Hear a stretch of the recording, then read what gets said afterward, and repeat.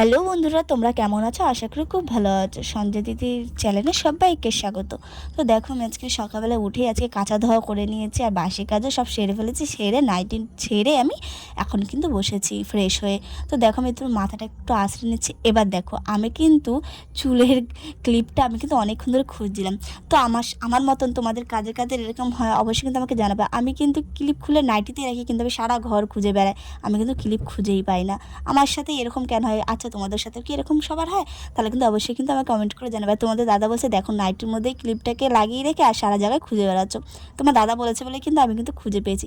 আর দেখো, আমি কিন্তু এখন কিন্তু এই যে জামা কাপড়গুলো কিন্তু গুছানো শুরু করে দিচ্ছি। আচ্ছা, আমি জানি না রোজ কি আমরা এতই জামা কাপড় পরি, এত জামা কাপড় হয়ে যায় রোজ, এত এত গাদা গাদা জামা কাপড় আওলা ঝাওলা হবে, আর মানে চেয়ারে পুরো ভুরো যায়। আমি কিন্তু রোজই কিন্তু জামা কাপড় গুছাই, তারপরেও এরকম জামা কাপড় হয় কী করে আমি নিজেও বুঝি না। আমি কি সত্যি আমরা এতগুলো জামা কাপড় পরি, নাকি এমনি আলো ঝালো যে আমি কিন্তু রোজ বুঝতেই পারি না। তো দেখো, পাশের বাড়ির বৌদিটাও কিন্তু চলে এসেছে গল্প করতে, জানলা দিয়ে আমার সাথে গল্প করছিল।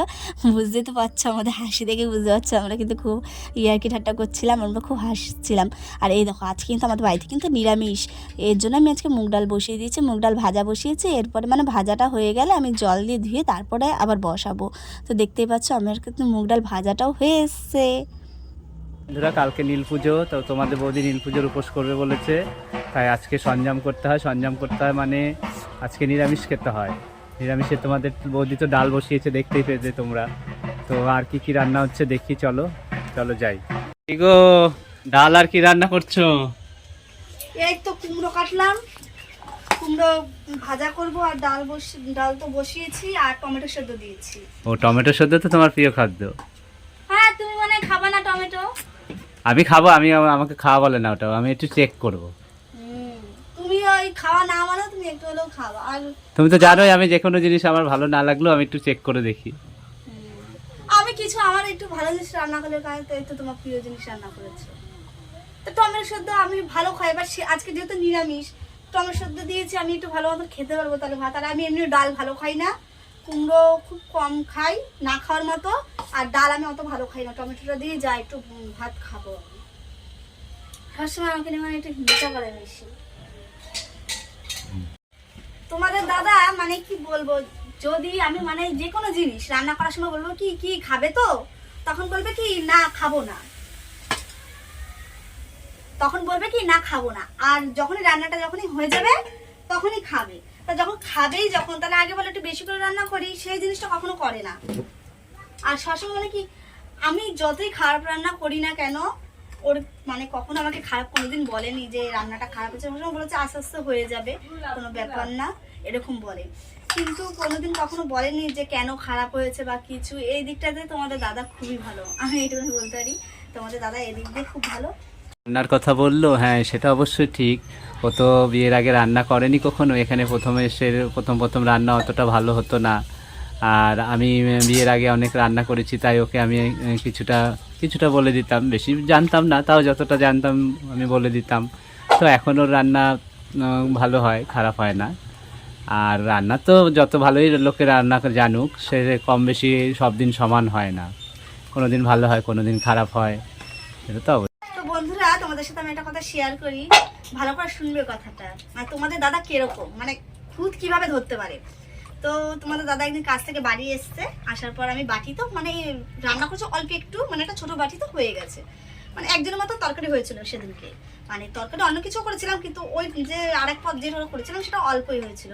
তা আমি তোমাদের দাদা খেতে বসেছে, তো আমি তোমাদের দাদাকে মানে খেতে দিয়েছি। তা বলছি কি এই তরকারিটা কিসে, যেটা একটা ছোট বাটিতে। তো আমি বলছি এই তরকারিটা পাশে বাড়ি বৌদি দিয়ে গেছে বলছো। তা দুটো জিনিসে ভাত খেয়েছে, এবার যেই ছোট বাটিতে যে তরকারিটা ছিল সেটা তো ও তো জানে যে পাশে বাড়ি বৌদি দিয়ে গেছে। এবার আমি বলছি যে কি গো, তরকারিটা খেয়ে কেমন লাগলো? তো বলছি তরকারিটা না খুব সুন্দর হয়েছে। তো খাওয়াটাও হয়ে গেছে, খাওয়াটাও হয়ে যাওয়ার পর আমরা যখন বিছনায় গেলাম একটু বিশ্রাম করতে খাওয়া খাওয়ার পর, তো তখন আমি তোমাদের দাদাকে বলছি যে জানো তরকারিটা না আমি করেছি।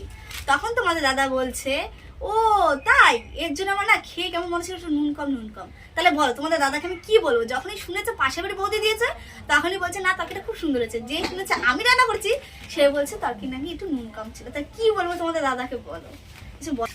আচ্ছা তোমরাই বলো, কেউ যদি বাটিতে করে তরকারি এনে বলে যে পাশের বাড়ির নিজে রান্না করে যদি বলে পাশের বাড়ির বৌদি দিয়েছে, তা তোমরা কি ধরতে পারবে চট করে? তা সেই আমি সেটা নুন কম হয়েছে সেটা বলেছি পরে যে হ্যাঁ নুন কম হয়েছে, আমি তো বলিনি তরকারি খারাপ হয়েছে বা ভালো হয়েছে। এটা কিন্তু ঠিক হয়। প্রথমে আমি যখন জিজ্ঞেস করলাম তরকারিটা কেমন হয়েছে, তাহলে তো প্রথমে বলতে পারতো যে একটু নুনটা কম হয়েছে। যে খাওয়াটা হয়ে গেছে পরে বললো ভালো হয়েছে, যে আমি জিজ্ঞেস করলাম পরে যে আমি রান্না করেছি সে তখনই তাহলে বললো যে নুনটা ঠিক আছে, কোনো ব্যাপার না। আর এই দেখো তোমাদের দাদা কিন্তু এখানে কিন্তু এখন বাদাম করছে, বাদাম করে কাজে বেরোবে। তো দেখতে পাচ্ছ না, রোজই কিন্তু রাত্রেবেলা বাদামটা করে রাখা হয়, কিন্তু কালকে আমারও খুব শরীরটা খারাপ লাগছিলো। আর তোমাদের দাদা করেনি তা না, 2 কেজির মতন বাদাম করেছে। আর আমিও করি তার সাথে। আর আমরা কিন্তু বাদাম করলে অনেক রাত অবধি জেগে থাকতে হয়, 2-1টা বেজে যায় আমাদের শুতে শুতে। মানে খাওয়া দাওয়াটা আগে করে নিই, তারপরে বাদাম করতে বসি, বাদাম করে তারপরে উঠে তারপরে আমরা কিন্তু শুয়ে পড়ি। আর খাওয়া দাওয়াটা আগে সেরে নিই, কারণ নাহলে আরও দেরি হয়ে যাবে এই কারণে। আর বাদামটা করছে এই কারণে। আমাদের কিন্তু আগে কিন্তু এই বাদামের ব্যবসা ছিল না, আগে ছিল যে কাঁসার পিতল বলা ভুল, সিলভারের ব্যবসা ছিল। তো সেটার পুঁজিটা নষ্ট হয়ে যাওয়াতে তারপরে কিন্তু এই ব্যবসাটা ধরা যায়। তা এখন এই কাজটা করছে বলে কিন্তু আমরা এখন খেতে পাচ্ছি, তা আমাদের কাছে এই ব্যবসাটা অনেক বড়। তাই এই দেখো আমি কিন্তু বললাম না সকালবেলা অনেক কাচাকুচি করেছি, তা দেখতেই পাচ্ছ ওই যে সাদা শাড়িটা দেখলে সেটা পরেই কিন্তু আমি কিন্তু কালকে কিন্তু পুজো দিতে যাবো। আর এই দেখো এই উনানটা যখনই না ভিজে যায়, আবার শুকানোর জন্য রোদ্দুরটা পরে শুকায়, তারপরে না আবার ভিজে, যখনই রান্না করবো ভাবি তখন কিন্তু আবার ভিজে যায়, বৃষ্টি আসে ভিজে যায়। তো আজকে একটু মেঘলা মেঘলা। এই দেখো আমার ছেলে কিন্তু এখন কিন্তু নতুন একটা ট্রেনিং গান বেরিয়েছে, দেঙ্গে দেঙ্গে, সেই গাছটাই নাচছিল। এখানে বসে থাকো। এই দেখো আমি কিন্তু এখন কিন্তু বৌদির কাছে চলে এসেছি। এই দেখো বৌদি কিন্তু এখন কিন্তু কাঁচা ধোয়া করছে।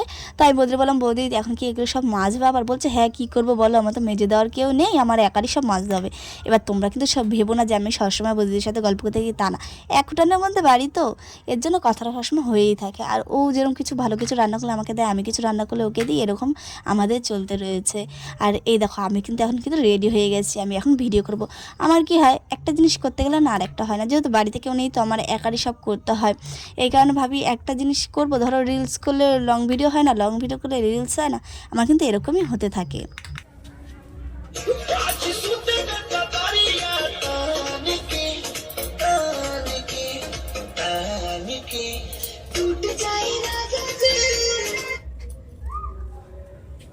তো বন্ধুরা আমার ভিডিও করা কমপ্লিট।